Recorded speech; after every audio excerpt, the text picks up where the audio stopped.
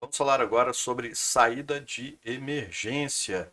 Uma saída de emergência, nós temos que lembrar que ela vai ser ditar as larguras, seja largura de escada, largura de rampa, largura de portas. Mas precisamos entender quais são os componentes que fazem parte da saída de emergência.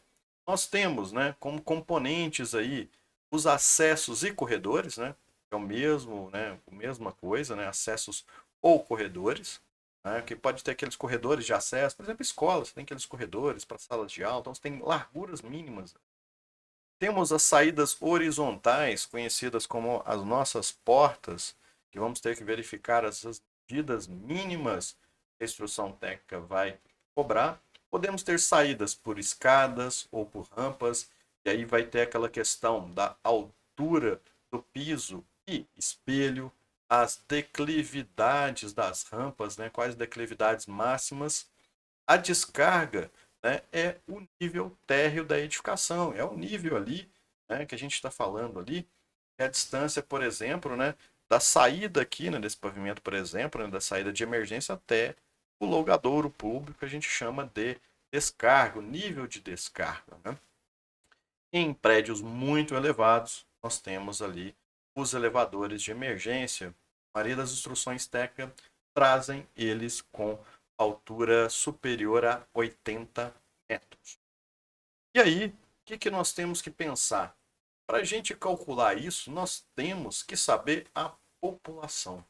Quantas pessoas vão estar naquele ambiente ali para ser dimensionado. E aí as instruções técnicas de saída de emergência, elas trazem uma tabela, né, próxima a essa aqui, né, onde a gente tem a população, nós temos as divisões, né, nesse caso, divisões A, B, C, D e etc. Né? Então nós temos várias aqui em função da sua atividade. No caso, por exemplo, residencial, nós temos A1 e A2 e a população vai ser por dormitório, duas pessoas por dormitório. Você vai contar quantos, né, ambientes você tem, quantos dormitórios ali.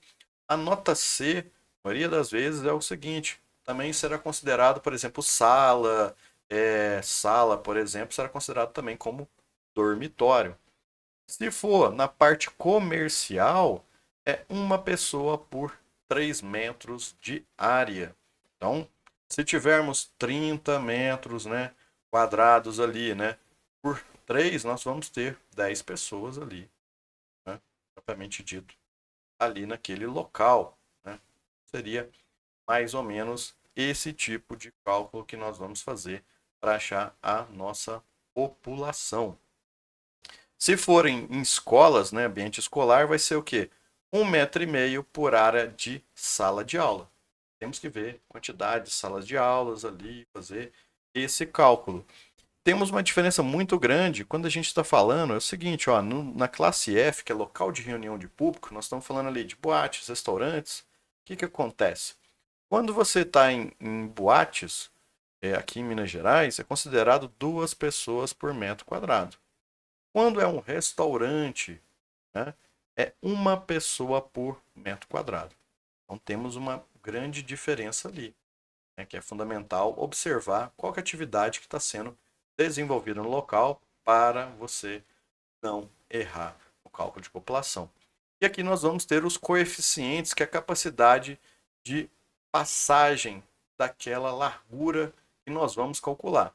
Se tiver acessos ou descargas, por exemplo, né, vai ser 60, escadas e rampas 45 para esse tipo aqui e portas 100. Mas como é que vai funcionar isso, né? Nós temos uma fórmula, tá?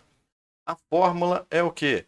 Número de unidades de passagem, que é o nosso N aqui, ele é igual à população, nós vamos ter, dividido por esse coeficiente.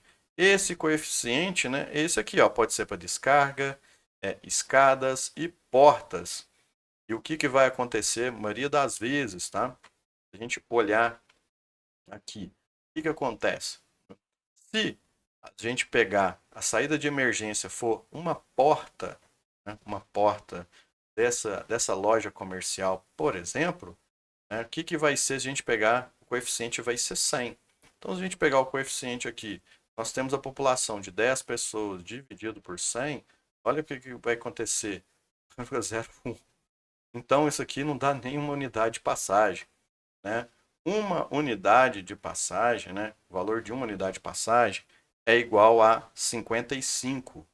A instrução técnica de Minas Gerais fala o seguinte: no mínimo, a largura deve ser 1,10 m das saídas de emergência, que é igual a 2 unidades de passagem de 55. E aí o que acontece? Eu tenho que ter mais de 1,10 m de largura ali. O cálculo de população, às vezes, né, vai ter, né, para boates, áreas de festas e eventos, você vai ver que vai dar umas larguras bem grandes. Comercial até que tanto não, porque a gente está falando de uma pessoa a cada 3 metros. Escritório, então, uma pessoa por 7 metros de área. E aí nós vamos calcular, né, em função disso aqui. Tá? Então, sempre importante, né? A gente vai demonstrar na parte prática como é que a gente vai fazer esse cálculo lá. E aí, né, também, né, eu vou recordando aqui, só mostrando para vocês, né?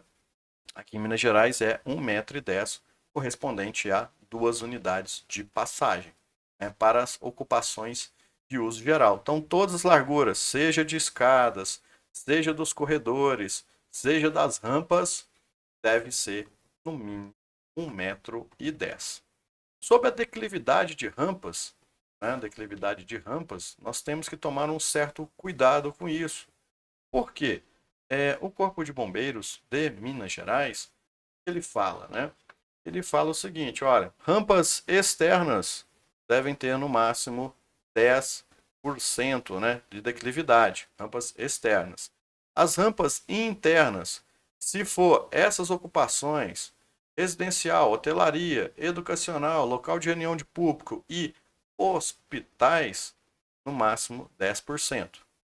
Se for no sentido de saída, de descida, nas ocupações de escritórios e garagem, né, pode ser 12,5 metros. Se a rampa for ascendente, né, subindo 10%. Quando a gente estiver na área comercial, industrial e de depósito, 12% meio. Quando a ocupação, né, que seja admitida largura de rampas de mais de 10% de ambos lados sentido, o sentido de saída for ascendente, deve ser dado um acréscimo de 25% na sua largura. Mas o que eu quero dizer com toda essa questão de rampa, tomar um certo cuidado? Nós temos que observar a 90-50. Né? O Corpo de Bombeiros, a maioria deles, ele vai passar essas rampas aqui, né? Essas rampas aqui, essas declividades dessas rampas, mas ela não vai, ela vai citar, né, a 90-50, mas você deve seguir a 90-50 em vários casos. Então, por exemplo, essa foto aqui dessa rampa aqui, você já vê que ela não tem muito mais que 8,33% declividade. Né? Para alguns casos, 8,33, 5, vários casos na NBR 90-50. E aí a gente vê que está bem errado aqui por conta da nossa rampa da 90-50. E só para comentar aqui a respeito de tipos de escada, né, nós temos escadas aqui que elas podem, né, ser do tipo, né, lance normal, né, a escada normal. Temos a escada enclausurada e protegida, que ela vai ter paredes resistentes ao fogo, vai ter uma porta corta-fogo, uma veneziana aqui, né? E aí depois que a gente está dentro, propriamente dito, da nossa edificação. Ou pode ser uma escada à prova de fumaça, que ela vai ter a característica de ter dutos de ventilação, até para a gente entender um pouco esse conceito aqui. A questão dos corrimãos e guarda-corpos, o que nós temos que pensar? Se você tiver escada, né, onde houver uma escada, eu tenho, né, que ter guarda-corpo e corrimão. O corrimão vai estar entre 80 e 92. Lembrando que esse corrimão também deveria seguir a NBR 90-50 e deve ter duas alturas, mas o Corpo de Bombeiro, a maioria das vezes, vai estar falando de apenas uma altura de corrimão. A altura mínima 1,05 m. Eu trabalho nos meus projetos a 1,10 m. Né? Outra coisa de corrimão e guarda-corpo é o seguinte: em Minas Gerais, qualquer desnível maior que 19 centímetros deve ter corpo. Então, toma um cuidado. Às vezes, em ambientes industriais também, você acaba tendo vários desníveis e a instrução técnica vai te cobrar para ter corrimão e guarda-corpo em alguns casos. Né? E com isso, né, terminamos aqui alguns tópicos, né, que a gente vai aplicar aqui no nosso projeto de BTS aqui.